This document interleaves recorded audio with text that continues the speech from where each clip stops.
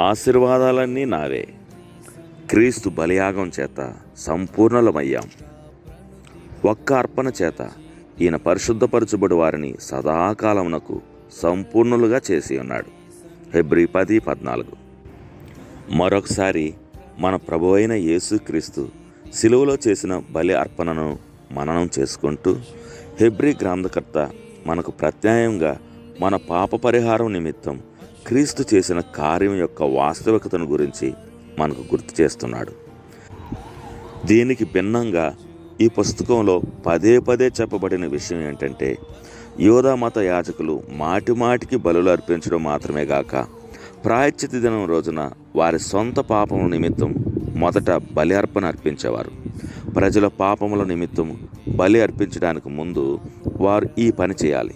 సమస్త మానవుల పాపముల నిమిత్తం క్రీస్తు సిలువలో పొందిన మరణానికి సూచనగా ఉన్న ఈ బలులన్నిటినీ దేవుడు అంగీకరించాడు.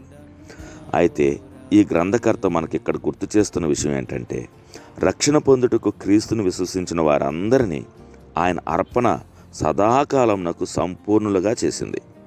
బైబిల్లోని మిగతా లేఖన భాగములలో కూడా ఈ సత్యం వివరించబడుటను మనం చూస్తాం.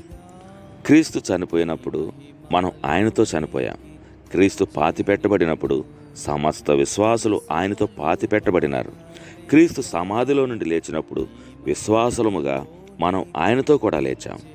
ఆయన పరలోకానికి ఆరోహణమై అక్కడ కూర్చున్నట్లుగా మనం కూడా ఆరోహణమై అక్కడ కూర్చున్నాం. పరిపూర్ణమైన నీతి వస్త్రముల చేత అలంకరించబడిన వారు మాత్రమే ఆ మహిమా ద్వారాలలో ప్రవేశించగలుగుతారు. క్రీస్తుతో కలిసి కూర్చున్నట్టుకు మనం సంపూర్ణులుగా మార్చబడాలి. నేను చేసిన ఏ పని నన్ను ఆ స్థానానికి అంగీకరించదు. క్రీస్తు చేసిన బలి అర్పణలో భాగస్వామిని అగుడు చేత మాత్రమే దేవునిచే అంగీకరించబడతాను.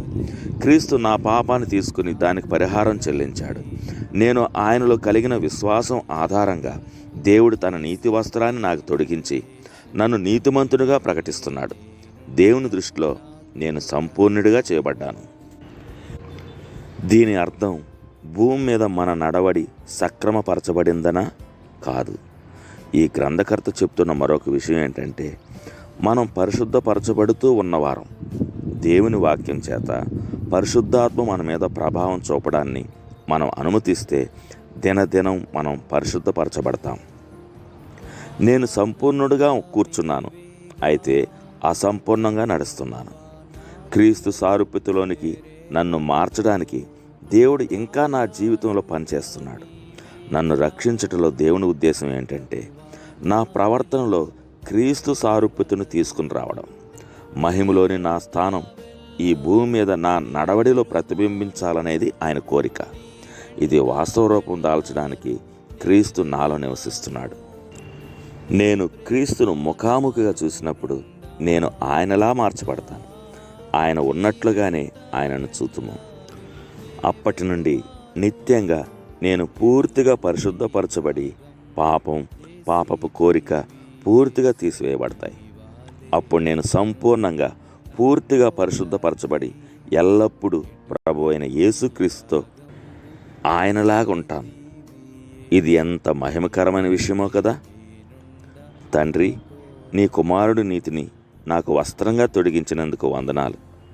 నేను దీనికి అర్హుడనని ఏమాత్రం భావించడం లేదు, కానీ నీవిచ్చిన వరంగానే దీనిని స్వీకరిస్తున్నాను.